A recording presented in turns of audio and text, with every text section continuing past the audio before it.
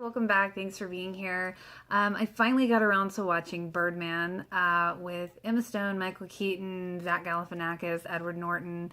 I have to say, right off the bat, I think the most shocking factor for me in this movie personally was the fact that I totally forgot that Zach Galifianakis was in this movie. So when I was watching it at the beginning, I was like, wait a minute, is that Zach Galifianakis?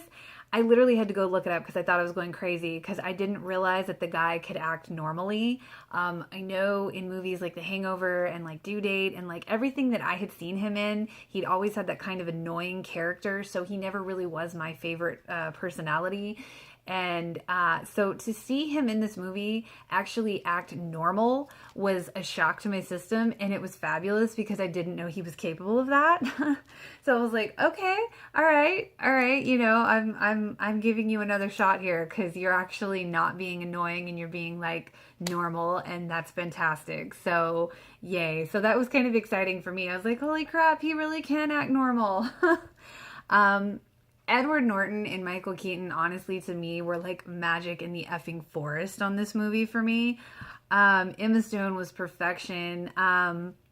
This movie was real and gritty.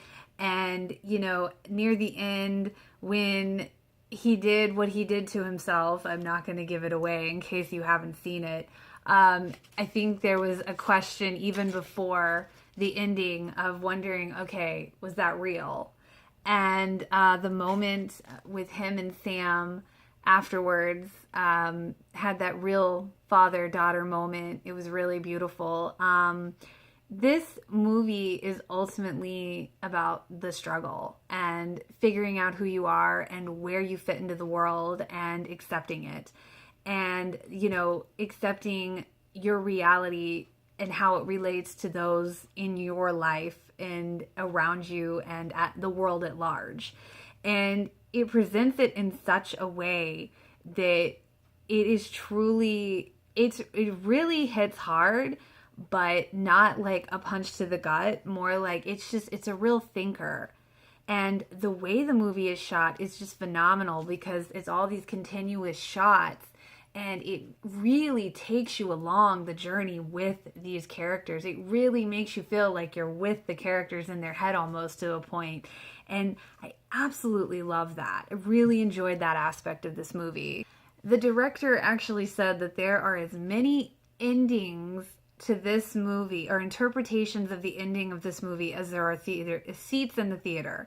And I really like that saying because it is true. I actually went online and I looked up the different theories to the endings on this movie, and they are absolutely fascinating. So I say, if you haven't done that yet, I say go and look up the endings because they are absolutely awesome. And I personally haven't really decided which ending that I'm totally for. I think it's more of a combination of a couple, but honestly, that's, I think, what is so cool about this movie as well, because it really gives you the option to kind of decide what this movie means to you. And it's kind of reminiscent of the days back in the day when we had CDs and they had lyrics in the books in the front, and some artists would not put out the words to the lyrics to their music because they wanted the music to speak differently to each individual listener. And I kind of love that because then you can kind of make it your own and what it says to you. Art is subjective after all. So I really kind of love that this movie takes that idea and lets the viewer decide for themselves how it ended. So definitely, if you haven't seen it, I say check it out. And if you have, you already know what I'm talking about. So I hope you enjoyed. If you did, feel free to like and subscribe. Until next time.